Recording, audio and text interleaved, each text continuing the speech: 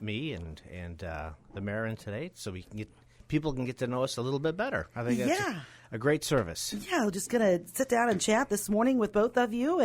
And Sean, for those that may not know you, just tell us a little bit about yourself. Well, I was born in Monmouth, what appears to be 1,000 years ago, based on how I feel sometimes when I wake up. And I was raised in Monmouth. I loved growing up here. It was a wonderful place to be. And, having graduated from Monmouth High School, I went to college at Augustana College, and it was a good time. I almost went to Monmouth, but I lived right across the street. And I think at some point people need to get away for a little bit just to compare and contrast. But I moved back to town after working the Quad Cities for several years. Back in 2008, after my parents had passed away, my intention was to help settle the estate, because that's a pain in the shorts, by the way. Ladies and gentlemen listening, write everything down, please, and on the back of pictures, too, so everyone knows who everyone is. But, I planned on going back to Bettendorf after that and resuming my life in the Quad Cities at a different job, of course. And fate had something else in store for me. I got a call from Andy Youngquist, and I want to thank him for making that phone call, because he asked if I'd be willing to serve on the county board. And I thought about it, and I said, absolutely. I'd love to do that. And as a result, I've been on the county board for 15 years. There's been a lot of accomplishment there, and I'm very proud of my record there. And I would like to thank Andy for bringing me on board to Monmouth politics. It was a great thing. It was a great thing for me. It was a great thing for the county. I love helping people and being part of the solution. I always say, we take local problems and we find local solutions. On the local level, there's nothing that's really partisan. It's the issues of the day that concern the county that we're worried about. We're not thinking about, what's going on in Washington, D.C., unless they want to cut our funding for something or have an unfunded mandate. But we're concentrating on the issues, the county board, that the county has to worry about. Same thing, if elected mayor of Monmouth, I'll be concentrating on the issues that face Monmouth, and that's that. Willing to serve everybody, Republicans, Democrats, everyone in between, and so forth.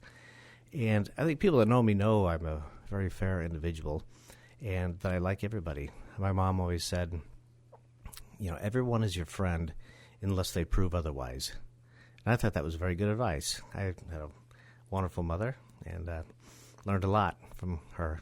Very sweet. One of the nice things about a local mayor race that we are fortunate in Monmouth to have is two gentlemen who were both born and raised here, and both have over a decade of service when it comes to local government. And I think Rod was on the county board 15 years before he became mayor.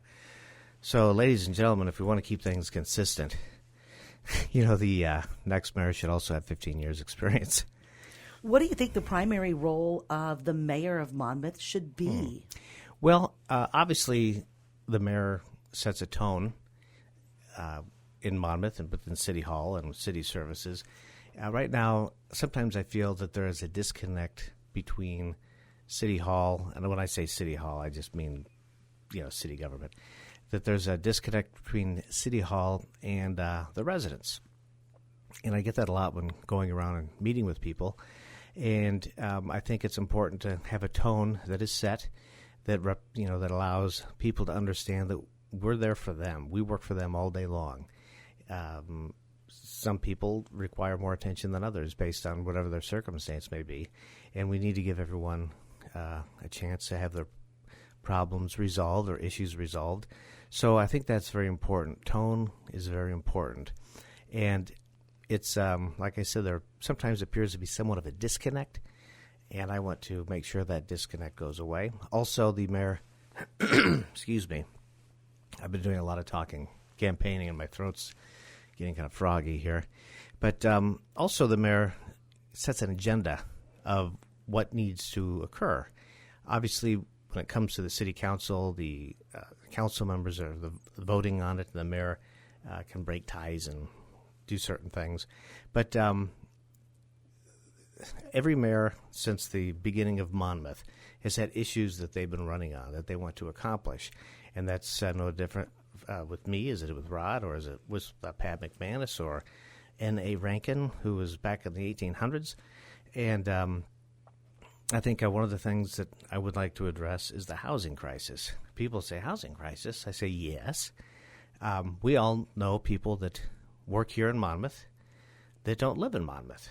And unfortunately, that is, everyone could say that with numerous people. At the current time, Monmouth does not have enough quality rentals and single-family homes. And that's just the way it is, which is odd because of the fact that we've also lost 13% of the population in the last 20 years. But houses deteriorate, they fall into disrepair, and we need to solve that issue. The city of Galesburg, Illinois, they just completed a comprehensive study on their housing crisis. They're in the same position as Monmouth, Illinois. And it's a rather large document, very impressive, and it addresses the problems, the current problems, obstacles, and solutions. They completed that study or had it done while Monmouth slept. So as mayor, I'm going to appoint a task force that will focus solely on that issue alone. Because, councils or groups, or they have many different issues that they're working on. But if we get a task force made up of individuals that know the industry, know the solutions, know ways out, things of that nature, then I believe we can reverse this housing crisis. Because if we do nothing, abracadabra, nothing will change. It will only deteriorate. So that's something, as mayor, that I would like to push.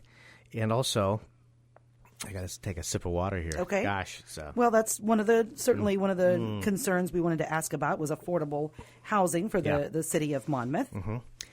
And when I go down to the south end, which I do quite frequently, they feel as if they've been ignored for quite some time. And to be quite honest, I think they have. And they agree that we need a vibrant downtown. Every town needs a vibrant downtown.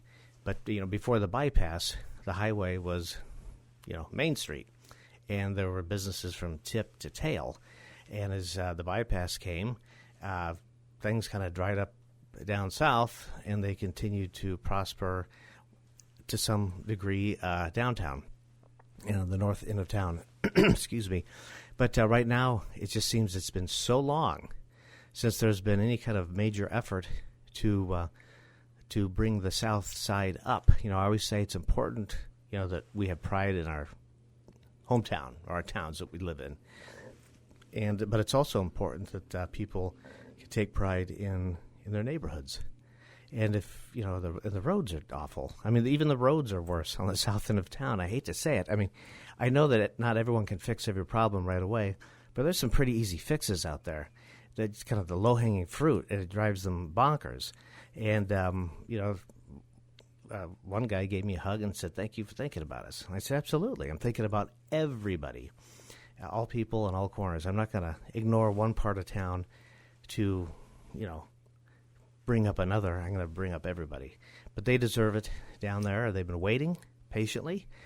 Some of them, the way they told me that they've been ignored, are words I cannot use here on the radio. And I believe them. And so we're going to change that with a Cavanaugh administration. We are talking with Sean Cavanaugh. He is a candidate for mayor for the city of Monmouth. The election takes place on April 1st. And, let's break down what you just were referring to as two other issues here in the city of Monmouth that you would like to tackle. What is your vision for the city's development over the next 4 years in response to aging roadways, for sure? Mm-hmm. Well, we definitely have aging roadways. I think literally every citizen in Monmouth is, and in God's honest truth, is an expert on our roadways because they have eyes and they can feel their fillings popping out of their head when they go over certain stretches that are just bad roads. And that's expensive, obviously, to fix. With our winters, yeah. Yeah, the freeze-thaw is a bear, but they just don't seem to build them like they used to. It used to be where they had concrete even highways, and the cost to do. I mean, to do that in the city of Monmouth, it would take every bit of the budget to do that. But kind of revitalizing, you've got to think of a multi-pronged approach. You've got to deal with your infrastructure, obviously, and make the roads safe, so you're not having the suspension done every 10 minutes on your car, or you're having your fillings pop out or whatever from all the gosh darn potholes. I mean, East Harlem, one of the busiest streets in town, you have to drive around sections of the road, and it's been that way for years, and I just don't understand it. It's been like a patchwork quilt when it should be a nice, smooth surface there. You don't have to redo the whole stretch, but you can do, sections of it. Also, to revitalize, even with the roads, you've got to conquer the housing crisis. We need more people in town. Back in, I put my cheaters on here. I wrote really tiny. Mm-hmm. Back in 2000, Monmouth had 9,841 people. And the 2025 estimate is 8,389. That's a drop of 14.8%. And unless we do something, that's going to continue. And when we have less people, that means less sales tax revenue, less property tax revenue. It means less businesses in town. Sure. The smaller the town, the less attractive it becomes a business. It also causes a shortage of quality workers for people looking to hire individuals. So we've got to turn around that population decline, and a way to do that is, A, conquer the housing crisis, develop the South End better, and in attracting businesses, but also embracing local entrepreneurs.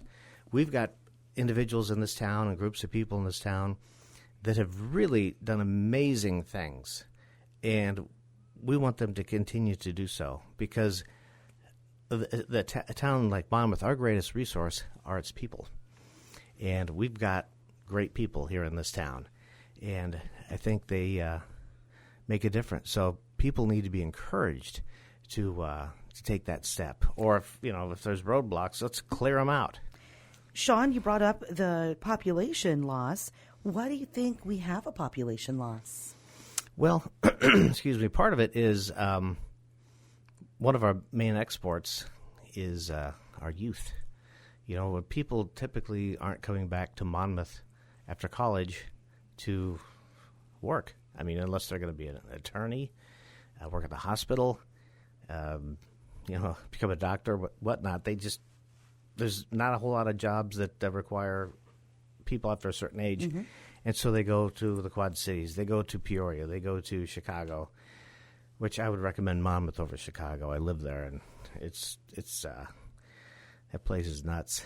Monmouth is so calm and sweet and quiet, parking all over the place. It's wonderful. But part of the reason is there aren't enough business opportunities for them. Although with today's economy, there's a lot of people that do work remotely. And I would promote Monmouth as a wonderful place to live and where you could work remotely. I know the federal government wants everyone back at the office, so that's kind of out. But there are so many people. My nephew in Portland, I think he works remotely. Andrew, come on back to Monmouth. There's space for you. Might need to build a house. Mm-hmm. But, there just isn't the opportunities for the youth as there used to be. Okay. And if I compare the 1970s to today, the number of businesses that used to be here, sure, it just boggles the mind. When I was a kid, anything you needed, you could buy in town. Of course, part of that, you've got Amazon or Costco or shopping malls and so forth, so people explore those options for purchasing. But I think with more housing and more opportunity, and with the growth of the college, because I know they've got some growing to do there, and I think that they will accomplish that, then we can start seeing a difference. How do you plan to work with local businesses, small businesses especially, as well as our large employers also, to help improve their opportunities in the city of Monmouth? That's a good question. One, I mentioned Monmouth College earlier, one of our largest employers, and they obviously are an asset by bringing in hundreds of students every year. They have enrollment that is down at this time, and I was trying to think of ways that how could I help Monmouth College, for example. And I've said this in other places as well, and I think I mentioned it in the first forum. But a friend of mine is the University of Michigan president. Very nice man. Met him probably, I think I was a senior in high school. He helped me get into McGill University, and I got a cross-country scholarship. It's in Montreal, but it turns out the out-of-Canada tuition is way more than out-of-state tuition. So Augustana it was. But anyway, I was chatting with him, and I said, Monmouth College could use some help. Is there any way possible that the University of Michigan could collaborate with Monmouth College on anything? Everything, it will benefit Monmouth tremendously, no matter what it is. And he said that he would absolutely be willing to talk with President Draves. Pardon me. And I think that's something that the college should definitely look into. It cannot hurt to collaborate with one of the most successful universities in the country, whether they be, they do peer review research or have an exchange program where students can leave Monmouth and stay at the University of Michigan for a semester and work on something. Something's got to be, something should be done there. I know that President Draves is working very, very hard to bring up the enrollment, but I think that's something that would help and potentially bring more people to our town to spend money. Okay. And all that jazz. And in regards to businesses, again, encourage our local entrepreneurs to just put the pedal to the metal. And also I've heard on the radio where the city gets a lot of calls about businesses that want to locate here. I'm sorry. Excuse me. It's like 1,000 degrees in here. We didn't turn on the heat for you, I promise. But anyway, I lost my train of thought. But in working, the city, they say that they get calls all the time with businesses that want to locate here. It's like, well, who are they? Maybe close that sale. Everything we do in life is selling and negotiation. Literally everything we do. You go home, what's for dinner tonight? Your husband may want burgers on the grill. You might want pork chops, and you negotiate, and whoever sells it best, that's what's for dinner, believe it or not. So if you can sell someone on an idea, I learned this in working in politics and as a claims adjuster accident investigator for the company that insured the taxi cabs in Chicago. Selling ideas is free. Like if you try and sell these glasses here, this is hard. That's really hard because they sell these all over the place, and there's a million different brands, and it costs something, right? So you want to sell someone on an idea first because it is absolutely no cost to buy into an idea and to believe an idea, and that is a biggie. And once they buy into the idea or the mission or what have you, then they're more apt to say, Sean, I think I will buy these glasses. I think they're a great value, and I'm going to buy them for the next 10 years or what have you. So you have a vision of the town and what it could be, and you want to sell that to the business or whatnot. And I also plan on working very closely with the Chamber of Commerce. I think to help existing businesses, obviously. That's why they're here, but also to attract new business. I think it's very, very important. They've got go-getters over there, and we've got great staff at the Chamber of Commerce, Monmouth Area Chamber of Commerce. And everyone should go to the dinner on Friday, although it's probably all booked up. It is. It's sold out. Oh, I got my ticket. Thank goodness. Yes, we're spending 20 minutes with each of our candidates for mayor this morning. Final question, really a typical question for anyone in government, and that is, how do you plan to ensure that all voices in the city, all residents, are represented under your administration? That is the easiest question I've ever had. The answer is be transparent at all times. I know there's been some difficulties as of late within the city regarding a certain issue, the police department, and I don't think the city was very transparent on that one. And you have to be accessible. And I'm available all the time. I get calls all day long. I get calls from people within the city that are say, I can't get anywhere with this. And I'd say, I'll check it out for you, even though I'm a county board member.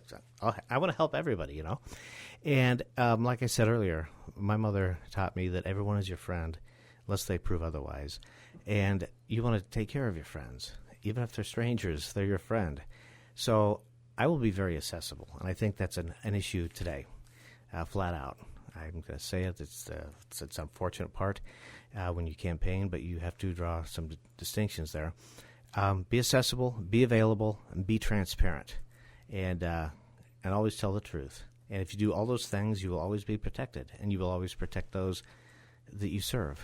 And it's there are no silly questions, just silly people, right? Which I probably am from time to time. But I think just being there for the people. And I've been out and about. I've been there, and they're impressed with what they see in me. And I think things are going quite well. There's some things that are about ready to pop all over the place, and everyone's going to hear about Sean Cavanaugh again and again and again and again, and it's all going to be wonderful. And I do have a plan for the next 4 years. So you can go to CavanaughForMayor.com and check it out. It's got a little bio. I've got some Q&A from our first forum, so people can hear just what we talk about and what kind of answers I gave. And if you're really just kind of fed up with this whole thing, Rod and I bet he would agree that we kind of wish the election was tomorrow, to be quite honest. I think we'd agree 100% there. Sure. I mean, he's a nice man. I'm a nice guy. We just both want the same thing. But anyway, back to the website. If you're just fed up with all the politics, at least go there for my secret weapon. I'm a fantastic cook. I am. My dad taught me how to cook. He was genius. And so the furthest right tab, it's recipes. So if you want to see some of my best recipes, go to CavanaughForMayor.com and check them out. You'll be amazed. Okay. The chili recipe alone is the greatest that ever existed. Okay. How about that? Sean, thanks for coming in this morning. Thanks for having me. I'm glad to be here, and I want to commend the radio station for being very involved. Not too many news outlets want to cover this, and it's a shame, absolute shame. You're doing a great job with it, you and your whole team. Very proud of everybody, and thank you so much. Sean Cavanaugh with us, candidate for mayor on WRAM.